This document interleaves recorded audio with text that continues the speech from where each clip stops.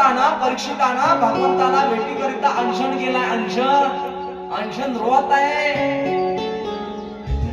रोताच अवलंबन केलं आणि पाहता शृंगीनं सांगावं, नारदानं सांगावं. नारद म्हणायला लागले, महाराज तुम्हाला या जन्म मरणाच्या चक्रातून कोण सोडवेल? फक्त एक आहे, सुतजी महाराजांच्या मुखातून, सुतदेवजी महाराजांच्या मुखातून तुम्ही कथा श्रवण करा. जे ब्रह्मचारी आहे, जो शंकर आहे, त्या शंकराच्या मुखातून तुम्ही कथा श्रवण करा. म्हणून त्यांना बोलावण्यात आला आणि नेहमीच्या आज्ञामध्ये कथेचं प्रथम सत्र सुरुवात झाली. एकदा आपण ज्याप्रमाणे त्यांनी कथेला सुरुवात केली त्याचप्रमाणे आपण कथेला सुरुवात करूया. ओम नमो भगवते वासुदेवाय.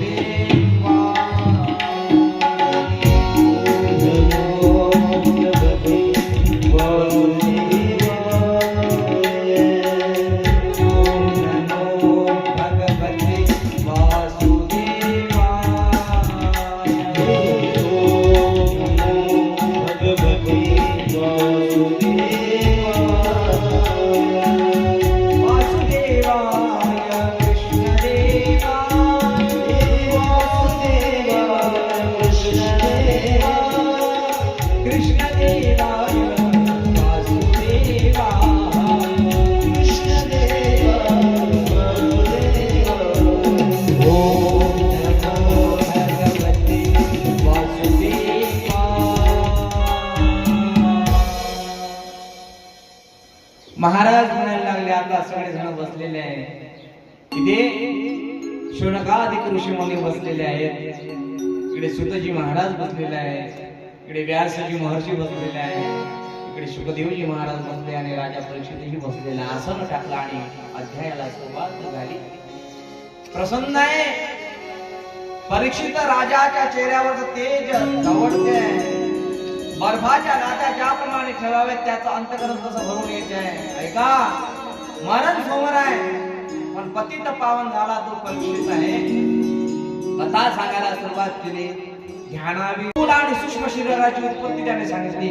मांडवी ऋषीची कथा त्याने सांगितली. सृष्टीची उत्पत्ती कशी झाली त्याचं वर्णन केलं. मनु आणि शतरूपा यांचा विवाह झाला.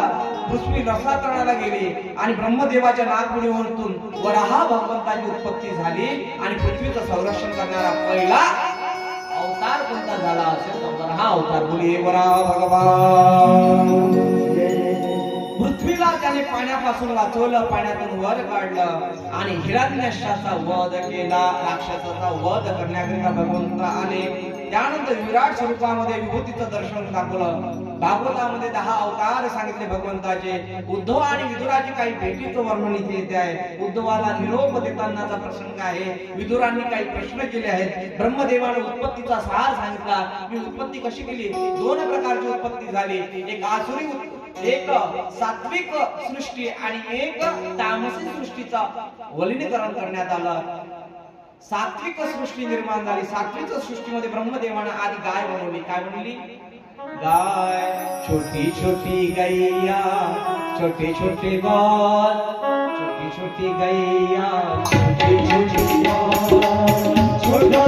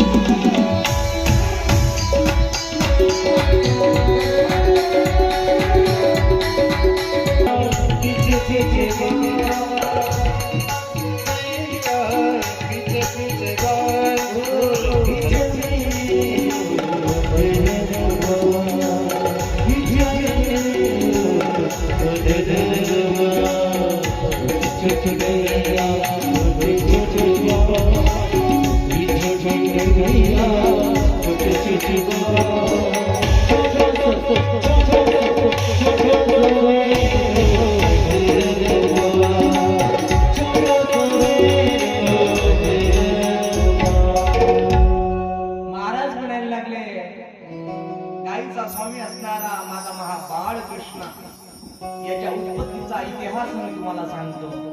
आधी त्याच्या परिकल्पनेतून मी काय बनवली, सृष्टीमध्ये निर्माण करताना मानसिक मनापासून मन आणि मनू आणि शतरूपा तयार केले.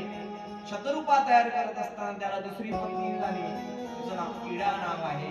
आपण म्हणतो ना, इडा पिडा चढू दे बळीच राज्य येऊ दे, ही इडा आहे. हिच्यावर काही पुस्तके लिखाण केले होते. सांगायचं तिचं नाव जेव्हा जेव्हा येते तेव्हा काळ्या मातीचा उद्गार येत असतो. आता एवढ्या खोल मध्ये काही जाणार नाही, वरच सांगण्याचा प्रयत्न करतो. आधी गाय बनवली. इकडे दक्ष प्रजापतीला, म्हणजे जो ब्रह्मदेवाचा पुत्र आहे दक्ष प्रजापती, त्याला राग आला. कशाचा? मला सृष्टीमध्ये सहभागी करून न घेतल्यामुळे त्याचा अहंकार जागृत झाला, म्हणून त्यानं तामसी सृष्टी तयार केली. त्यांना म्हैस बनवली, जे तुमच्या गावात घरोघरी आहे. म्हैस पाहिली की नाही म्हैस? महाराज कोणती म्हैस? पंढरपुरी की मुला? तिच्यातली प्रकार पडते ना, गोल शिंगाची की लंब शिंगाची, आहे का? सांगत तात्पर्य त्यानं म्हैस बनवली. इकडे बसल्या बसल्या ब्रह्मदेवानं मोर बनवावा, मोर बनवला. आणि इकडे दक्ष प्रजापतीनं कोंबडा कुट बनवलं. अशी रीत चालू झाली तामस वृत्तीमध्ये. असं बरंच प्रकरण बरेच त्यानं बनवले. आणि त्यानंतर कच्छप पद्धतीचा इतिहास महाराजांनी सांगितला. कच्छप म्हणजे क म्हणजे ईश्वर समान आहे, शम म्हणजे सारखा. जो ईश्वर स्वरूप आहे तो कच्छप आहे. दिती त्याची पत्नी आहे. आणि दिती म्हणजे राक्षसांची आई आहे, राक्षसांची माता म्हणणारी म्हणजे ती दिती आहे. तिने कामसूप भगवंताकडे मागितलं, म्हणजे नवऱ्याकडे मागितलं. ऐका, स्त्रियांनी कामसुख कोणत्या वेळेस काय मागावं याचं प्रावधान असलं पाहिजे. ऐकता ना? एकदा करा ना बाबा. असं काय करता? एकदा सांगितलं की लक्षात राहत नाही. नवऱ्याच्या मतानं ऐकतात, महाराज लोकांच्या मतानं तरी ऐकत जाणार, लक्ष राहत. सांगायचं तात्पर्य करते एवढाच, कधी काय करावं तेव्हा कामसुख दिद्दी मागते, प्रदोष काळामध्ये मागते. प्रदोष काळ हा 3 प्रकारचा असतो. महिन्यातून बरेचसे प्रदोष काळ येतात, पण 13व्या दिवसाचा त्रयोदशीचा प्रदोष काळ तो उत्तम असतो. आणि त्याच दिवसाला आदित्यनं काय मागितलं? भोग वासना पूर्ण करण्याकरिता. इकडे कच्छप ऋषी ध्यान करण्याच्या इच्छेनं प्रावृत्त झालेला आहे. आणि पाहता पाहता तिने द्वितीया, पंचमा, अष्टमी, एकादशी आणि चतुर्दशी आहे तथा पौर्णिमा, अमावस्या या दिवशी मनुष्यानं ब्रह्मचारी तरी राहिलं पाहिजे. पण त्याच दिवशी तिनं अमावस्येच्या दिवशी काय मागितला? भोग मागितला पतीकडे. आणि प्रदोष काळामध्ये म्हणजे सूर्य मावळतो तिथून 72 मिनिटापर्यंत साक्षात महादेव तिच्या दारावर उभे होते दिल्लीच्या. आणि तो प्रकार पाहला आणि दुःखी होऊन वापरत गेले. हे सर्व कच्छपांना माहित झालं. कच्छपांना राग आणि श्राप दिला, जा तू माझा मानभंग केला, तुझ्या ज्या वीर्य तुझ्या योनीमध्ये टाकलेला आहे त्या योनीमध्ये त्या वीर्याला देव रूप न येता राक्षस रूप येईल. तुला राक्षसी पुत्र जन्माला येईल. 3 वेळा म्हणला. पतीनं दिलेला श्राप आहे पत्नीला, म्हणून सावधान. त्याचमुळे पुढे आकृती, देवहूती, प्रसूती यांचाही विवाह करण्यात आला. आकृतीचा विवाह ऋषीशी करण्यात आला, देवहूतीचा कर्दमाशी करण्यात आला आणि प्रसूतीचा दर्शाशी करण्यात आला. त्यानंतर तिच्या पोटी जन्माला येणारे ते भयानक राक्षस जन्माला आले, त्याचा आपण पुढे पाहणार आहोत. त्यानंतर कपिल गीतेचा संग्रह येतोय, कपिल पुराणाचं विग्रहण येत आहे. या मध्ये आपल्या आईला उपदेश करतोय कोण? कपिल मुनी, कपिल महाराज. बोले कपिल महाराज की. त्यानंतर देवहूती माता भक्ती योगाबद्दल विविध मार्ग सांगते, विचारते, प्रश्न विचारते. महादादी तीही प्रश्न विचारायला लागली. प्रकृती पुरुषाची उत्पत्ती कशी झाली याचं विवरण करायला लागले आणि अष्टांग योगाचं विवरण ते सांगते आहे. भक्तीचा कर्म मर्म आणि कलीचा महिमा याचं विवरण करत असताना परीक्षित राजा हे शुकदेवजी महाराजांच्या मुखातून ऐकतोय आणि दंग दग्ध होतोय. त्याला आता तहान लागत नाही, पाण्याची आठवण येत नाही, जेवणाचे त्याचा देहभान तो विसरलेला आहे. मनुष्याला योनी प्राप्त झाल्यानंतर जीवाला वेगळी वेगळी गती कशी वर्णत होते त्याचं विवरण कपिल मुनी करतात. आणि त्यानंतर पाहता पाहता स्वयंभू मनुचा काळ चालू होतो आहे. तिथे सती पित्याकडे जाते तेव्हाचा प्रसंग येतो.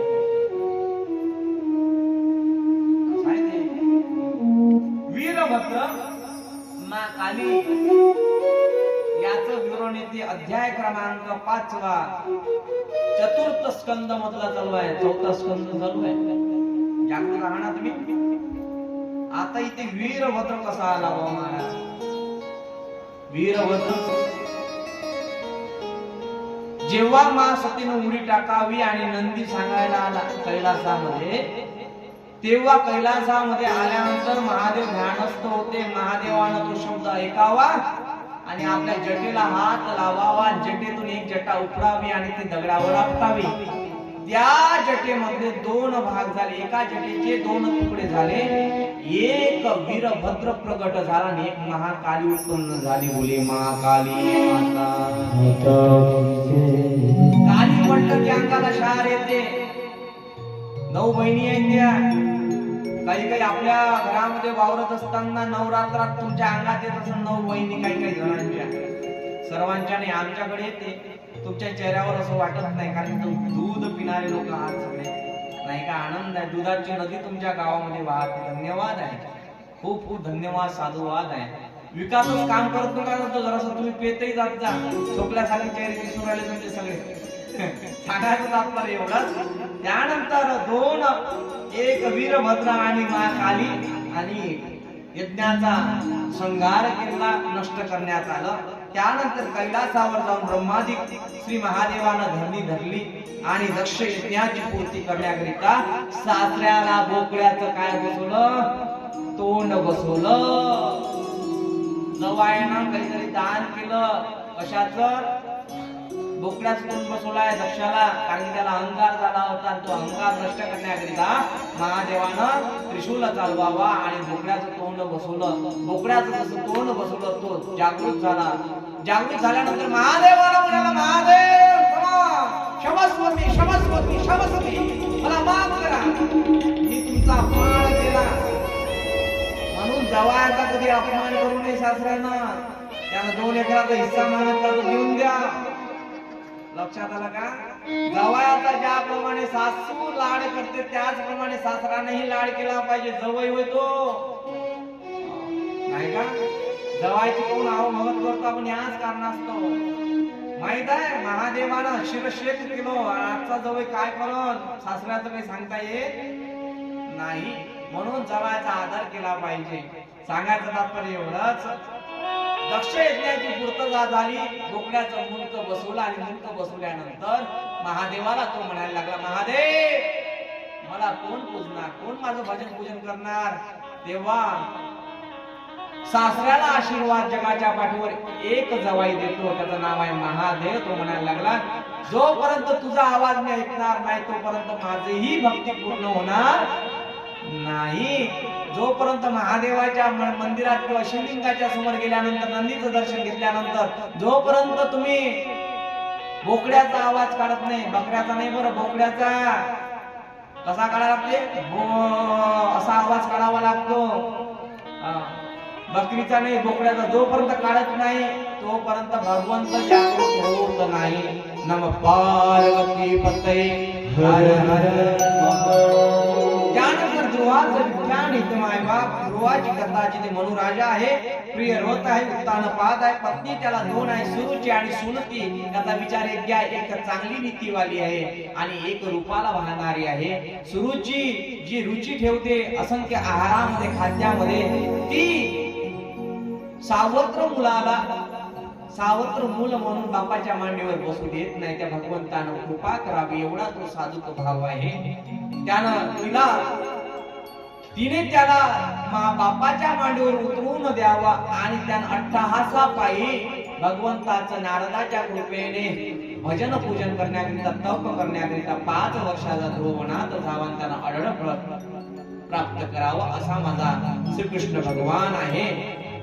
जो 5 वर्षाचा काय 10 वर्षाचा काय किंवा म्हातारा काय त्यानं भक्तिभावातून जर भजन पूजन केलं तर तो आपल्याला प्राप्त होतो असा अनुवाद इथे वर्णन केला. त्यानंतर शुकदेवजी महाराज राजा परीक्षिताला सांगतात, अरे या कलियुगामध्ये चोरी करणारे लोक, खोटं बोलणारे लोक, स्त्री अति स्वतंत्रता मिळणाऱ्या स्त्रिया या कलियुगामध्ये दिसतील.